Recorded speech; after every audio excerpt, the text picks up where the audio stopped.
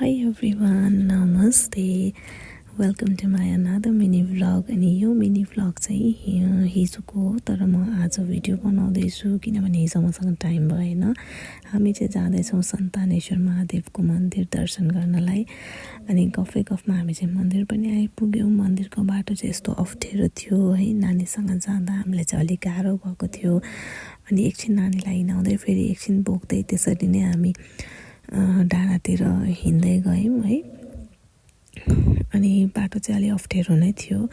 अनि एकछिन बिसाइ गयौँ हामी चाहिँ. त्यहाँको भ्यूहरू हेर्नु न कस्तो राम्रो थियो. अनि मलाई चाहिँ बाउचराको म भिडियो खिचिदिन्छु ल भनेर अनि मैले चाहिँ भिडियो खिच्दै सानो. अनि हामी पुग्यौँ.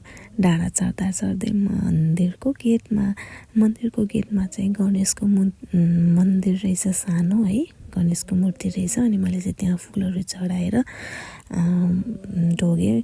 मैले फुल चाहिँ घरबाटै लगेर गएको थिएँ नि त.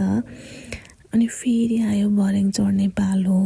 हो यस्तो धेरै भर्याङ रहेछ है. चढ्दा यस्तो गाह्रो त हुने नै भयो बच्चासँग गएपछि है. फेरि अब राम्रो हिँड्दैन पनि, त्यही भएर अनि मैले चाहिँ फेरि हतार मोबाइल तल राखेर चाहिँ भिडियो बनाइहाल्छु, त्यसै पनि हामी त बिस्तारै जाने हो भनेर. अनि भुइँमा राखेर मैले फेरि अर्को भिडियो बनाएँ. अनि फेरि फोन हातमा लिएर अर्को पनि मैले चाहिँ भिडियो बनाउन भ्याइहालेँ है. अनि गफमा हामी चाहिँ मन्दिर पनि आइपुग्यौँ. मन्दिरहरू पनि कन्स्ट्रक्सनमै थियो, देखिसक्नुभयो होला. मन्दिरमा चाहिँ सानो लाइन थियो. म चाहिँ लाइनमै बसेर मन्दिर पनि दर्शन गरिसकेँ. दर्शन गरिसकेपछि अनि हामीलाई भोक पनि लागिरहेको थियो. घरबाट केही नखाइकन गएको भएर चाहिँ बाहिरै खाजा खाने भन्दै हुनुहुन्थ्यो. अनि बाहिरै हामी चाहिँ खाजा खानु तलतिर गयौँ फेरि है.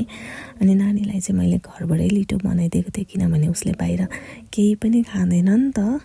अनि त्यो पनि हामीलाई एकदमै गाह्रो कुरा हो है. अनि उसको लागि जहाँ बाहिर हिँड्दा पनि केही न केही बनाएरै लग्नुपर्छ उसले बाहिर नखाने भएर.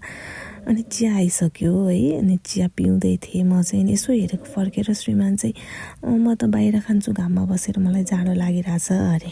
ल त हुन्छ भने. अनि चिया मेरो सिद्धेकै थिएन. अनि फेरि चाउमिन आइसकेछ. हामीले चाहिँ चाउमिन मगायौँ. खाजामा मोमो र चाउमिन बाहेक केही थिएन. अनि चाउमिन नै खाऊँ भनेर चाउमिन मगायौँ. अनि बुढाजीले चाहिँ मलाई त भोक लागिसक्यो, म त छिटो खान्छु, तिमी चाहिँ जेसुकै गर अरे. अनि म पनि खान्छु नि, म नि के कम भनेर. अनि भोक लागिरहेको थियो. गुम अनि मैले नि खाएँ. अनि अलिक धेरै भयो क्या मलाई चाहिँ चाउमिन. अनि बुढालाई खाऊ न भनेर भनेको त. अनि मैले त मेरो भाग खाइसकेँ भनेर मलाई डाइलग आयो है. अनि ल भनेर मै खान्छु भनेर मैले नै गम खाएँ. अनि खाएपछि हामी घरतिर लाग्यौँ. Thank you.